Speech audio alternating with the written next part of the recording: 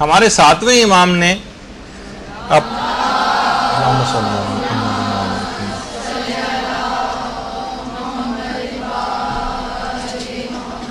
اپنی بیٹیوں کو ایک وصیت کی تھی. وہ یہ فرماتے ہیں کہ ساتویں امام نے اپنی بیٹیوں کو وصیت کی تھی کہ شادیاں نہ کرنا، کیونکہ ان کے لیے سید کفو موجود نہیں ہے.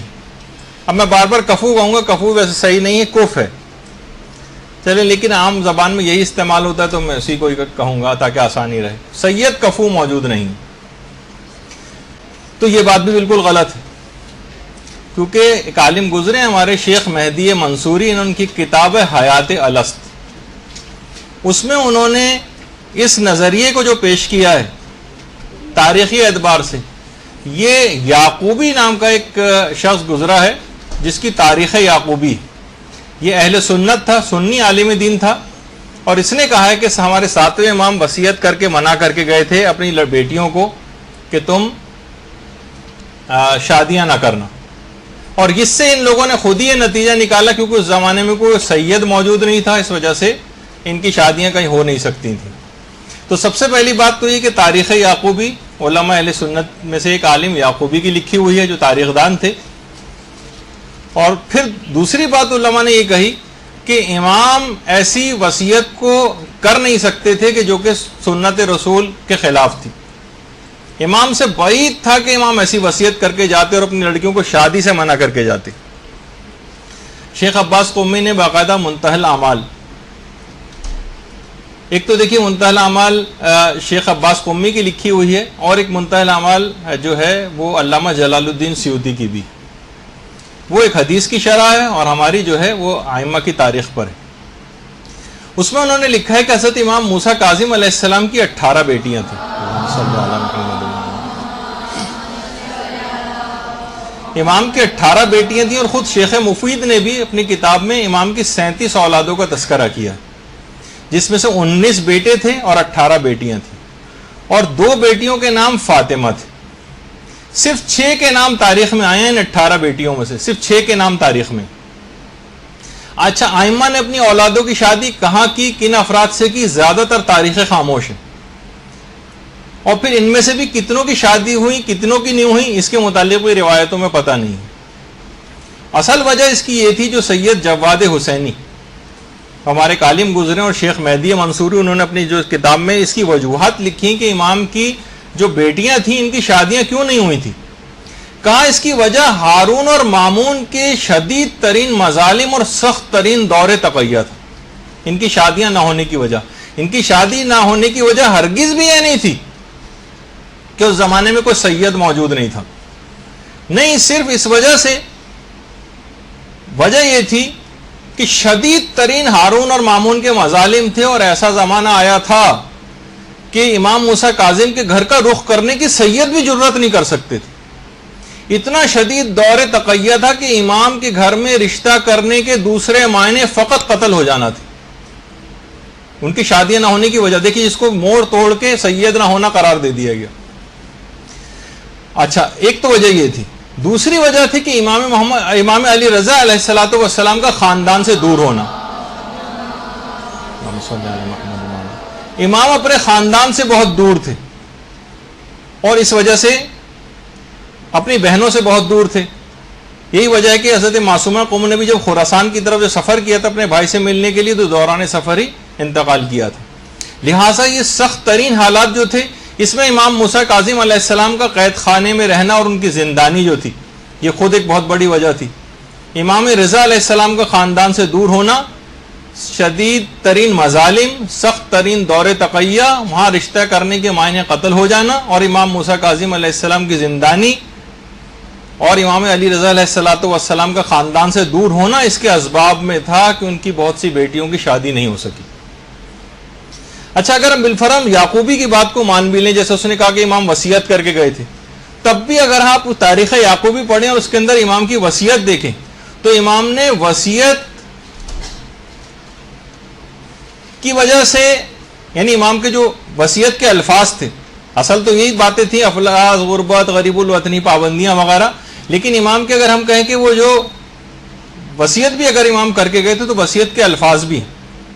وصیت کے الفاظ کیا تھے امام نے فرمایا تھا، ساتویں امام نے، کہ کوئی بھی لڑکی امام علی رضا علیہ السلام کی مشاورت کے بغیر کوئی بھی نکاح نہ کرے.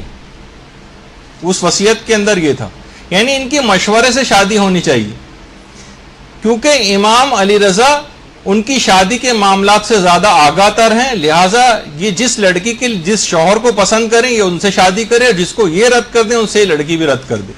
یہ اس وصیت میں سے تھا. تو ان کی وصیت میں تھا کہ میرے بعد حجت خدا امام علی رضا ہیں، اور ہر کام میں بشمول شادی ان کی اطاعت کرنی ہے، کیونکہ یہ سب سے بہتر اور آگاہ تر ہے. یعنی ان سے مشورہ لے کر شادی کرنی ہے. وجہ اس کی یہ تھی مشورے کی کہ خاندان اہل بیت کی جاسوسی کے لیے بہت سے افراد کے رشتے بھجوائے جاتے تھے کہ جو داماد کے طور پر گھر کے اندر داخل ہو سکیں اور سارے راز لے سکیں. لہٰذا امام علی رضا کی مشاورت کو لازمی قرار دیا گیا.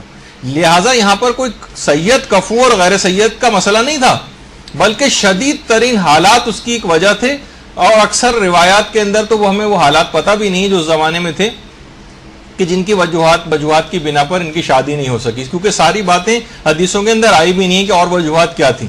کیونکہ کتنے ہی ایسا آپ دیکھتی ہیں کہ حضرت عیسیٰ کی شادی نہیں ہوئی، حضرت یحییٰ کی شادی نہیں ہوئی. ان کی وجوہات کیا تھیں آج تک کسی کو پتہ نہیں چل سکا. نہ روایت میں اس کا تذکرہ ہو کہ حضرت عیسیٰ نے شادی کیوں نہیں کی تھی، حضرت یحییٰ نے شادی کیوں نہیں کی تھی. خود امام زمانہ علیہ السلام کی شادی کا کنفرم نہیں ہے کہ ہوئی بھی ہے نہیں ہوئی. تو یہ سب مسئلے، ان سب کی مصلحتیں ہمیں نہیں پتہ. تو ہم خود کہ ان کی شادی ان کی بیٹیوں کی نہیں ہوئی تھی، تو لہٰذا ہم کوئی خود ساختہ نظریہ بنا لیں کیونکہ سید اویلیبل نہیں تھا اس وجہ سے شادی نہیں ہوئی.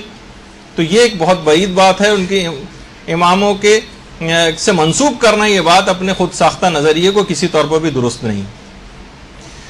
تو اچھا، پھر دوسری بات یہ کہ ہمیں خاندان اہل بیت کی جو لڑکیاں ہیں نا، ان کا عام آج کل کے زمانے کی لڑکیوں سے موازنہ نہیں کرنا چاہیے. دیکھیے، وہ امام کی سگی بیٹیاں تھیں، اخلاق میں اور عمل میں تربیت یافتہ. شادی نہ ہونے کے سبب معاذاللہ کسی گناہ میں ان کے پڑنے کا امکان نہیں تھا. شادی دیکھیے اس وقت واجب ہوتی ہے جب شادی نہ ہونے سے کسی گناہ میں انسان پڑ رہا ہو، ورنہ شادی یا تو مستحب ہوتی ہے یا مباح ہوتی، حرام اور مکروہ بھی ہوتی ہے، لیکن یا تو عمومی حالات میں یا مستحب ہوگی یا مباح ہوگی. اگر کوئی گناہ میں پڑ رہا ہوگا تو شادی واجب ہوتی. جو اس زمانے میں رشتے آ رہے تھے ان لڑکیوں کے، ان سے یا تو شادی کرنا حرام تھا یا مکروہ تھا. مثلا کون سے رشتے آ رہے تھے؟ ناصبیوں کے رشتے آ رہے تھے، دشمن اہل بیت. دشمن اہل بیت کافر، معلوم ہے کہ یہ شخص ناصبی ہے، اس سے شادی کرنا حرام ہے. یا تو وہ حرام رشتے تھے یا مکروہ رشتے تھے. فاسق تھے، شرابی تھے، بد اخلاق تھے، بد کردار تھے، برائیوں کا مرقع اور برائیوں میں ڈوبے ہوئے افراد تھے. ایسے افراد سے شادی کرنا مکروہ تھا. یعنی یا تو اس زمانے کے افراد سے شادی کرنا یا تو حرام تھا جو رشتے آ رہے تھے، یا مکروہ تھا. اور شدید ترین وجہ تو وہی تھی، یعنی شدید ترین جو مظالم تھے، سخت ترین وجہ جو تھی، یعنی سید اور غیر سید کا مسئلہ نہیں تھا. اور ایک وجہ اور ہے جو آیت اللہ سید عبداللہ شیرازی نے نقل کی. آیت اللہ سید عبداللہ شیرازی فرماتے تھے کہ غیر معمولی قید و بند اور پابندیوں کے ساتھ ساتھ انتہائی غربت و افلاس بھی اس کی ایک وجہ تھی. آیت اللہ عبداللہ شیرازی نے فرمایا. اور عیون اخبار الرضا کی ایک روایت بھی پیش کی جو شیخ صدوق کی کتاب ہے عیون اخبار الرضا، کہ جب امام موسیٰ کاظم علیہ السلام سے ہارون نے پوچھا تھا کہ آپ کی بیٹیوں کی شادی کیوں نہیں ہوئی ہے، تو امام نے جملہ فرمایا تھا غربت کی وجہ سے. غربت، شدید ترین غربت، بھی کھانے کو بھی دستیاب نہیں ہوتی تھی کوئی چیز. شادی کے لیے بہرحال کچھ اخراجات اور اس کی ضرورت ہوتی، کیسے؟ کیونکہ اور بھی جو افراد تھے اس کے لیے کچھ مہر ہوتا ہے، چلیں وہ بھی اگر وہ نہ ہو تو بعد کی زندگی گزارنے کے لیے کوئی چیز ہوتی ہے. شدید ترین افلاس اور غربت بھی اس کی ایک وجہ تھی جو آیت اللہ عبداللہ شیرازی نے نقل کی. پھر ایک سوال یہ اٹھایا جاتا ہے کہ بھائی دیکھیے، یہی تو وجہ ہے کہ حضرت معصومہ قم کی شادی نہیں ہوئی. معصومہ قم کی شادی کیوں نہیں ہوئی تھی؟ دیکھیے، ایک تو نام تھا فاطمہ. درود بھیجیے محمد علیہ وسلم.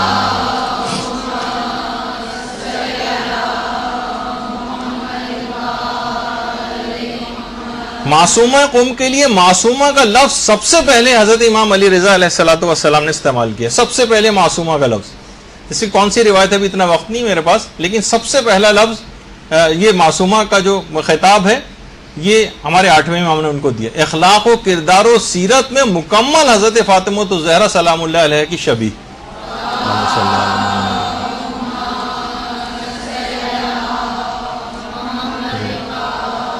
جتنے فضائل شہزادی کے تھے سب کا عکس اور پرتو معصومہ قم کے اندر نظر آتا ہے۔ بہت سے علماء نے تو عملیات کر کے حضرت زہرا کی قبر کا معلوم بھی کرنا چاہا، تو غالباً امیر المومنین خواب میں آئے، مجھے نام نہیں یاد رہا کہ کون سے معصوم، اور کہا کہ تم قبر کا پتہ چلانا کیوں چاہتے ہو کہ حضرت زہرا کہاں پر دفن؟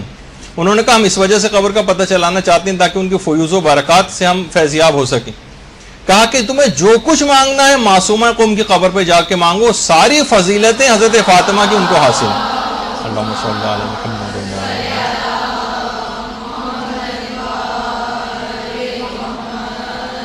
ساری فضیلتیں ان کو حاصل ہیں، جو کچھ مانگنا ہے ان سے جا کر مانگ لو۔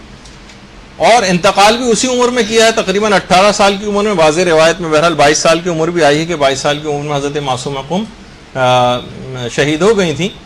آیت اللہ بہجت سے کسی نے پوچھا کہ کیا حضرت معصومہ قم مقام عصمت پر فائز تھیں؟ کیا یہ معصومہ تھیں؟ یا لقب کے اعتبار سے تو ٹھیک ہے کہ ان کا لقب معصومہ ہے، لیکن جس طرح چہاردہ معصومین علیہ السلام ہے، کیا اس طرح سے معصومہ تھیں کہ کیا یہ معصوم تھیں؟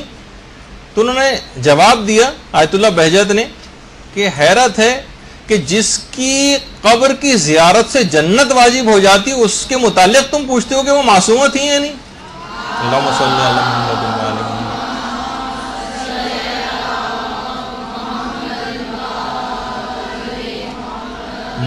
من زارہ فلہ الجنہ، روایت میں کہ جو ان کی قبر کی زیارت کرتا ہے اس پر جنت واجب ہو جاتی، جس کی فقط قبر کی زیارت سے جنت واجب ہو جاتی ہو اس کی عصمت کا پوچھتے ہو۔ البتہ جو چہاردہ معصومین علیہ السلام ہیں ان کی عصمت پروردگار کی دی ہوئی تھی، ان کی طرف سے، پروردگار کی طرف سے، اور باقی افراد کی جو عصمت ہے وہ عصمت اکتسابی کہلاتی۔ اس میں ایک فرق ہے، ان کو معصومہ قم جس عصمت کے درجے پر فائز تھیں اسے عصمت اکتسابی، جو خود ریاضت کر کے گناہوں سے مکمل پرہیز کر کے تمام مستحبات و مکروہات ان کی پابندی کر کے اور ایک مقام عصمت کو حاصل کیا جاتا ہے۔ یعنی مکمل طور پر دین اسلام کے اوپر عمل کر کے ڈوب کر جس عصمت اکتسابی نے جو خود سے کسب کی جاتی ہے عصمت، اس کو حاصل کیا تھا معصومان۔ جس طریقے سے ہمارے بہت سے علماء سے سوال پوچھا کہ کیا حضرت خدیجہ معصومہ تھی، تو وہاں سے بھی یہ جواب ملا کہ وہ عصمت اکتسابی رکھتی تھیں۔ حضرت ابو الفضل العباسی علمدار عصمت اکتسابی رکھتے تھے۔ ثانیہ زہرا، اللہم صلی علی محمد و آل محمد۔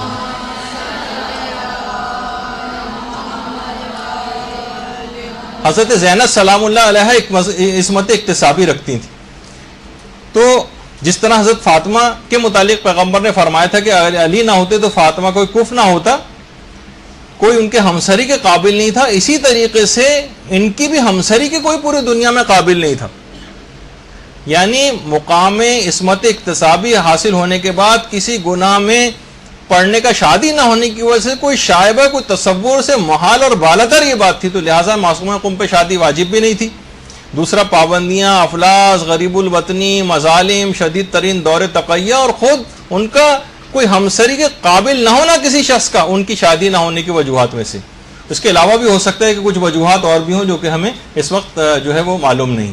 برحمتك يا أرحم الراحمين وصلى الله على محمد وآله الطاهرين.